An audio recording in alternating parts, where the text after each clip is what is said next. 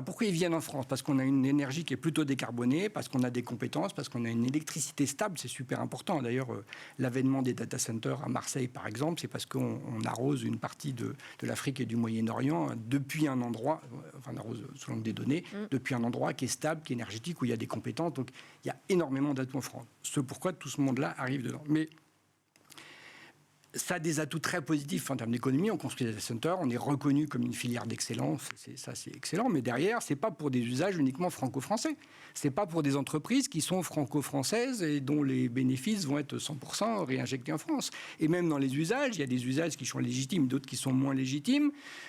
L'IA sert aussi aux hackers pour produire des spams et des mails de phishing avec moins de fautes d'orthographe. Et donc on peut dire qu'à l'extrême, il y a aussi des mauvais usages. Et puis il y a des priorités d'usage. Je veux dire, est-ce que l'usage qui consiste à générer une vidéo de Trump avec une casquette pour mettre sur mon blog est plus important du point de vue de l'alimentation énergétique induite que l'ascenseur de Madame Michu, qui est l'immeuble juste à côté, qui est au 5e étage, et dont l'arrivée électrique n'est pas prioritaire par rapport à celle du data center.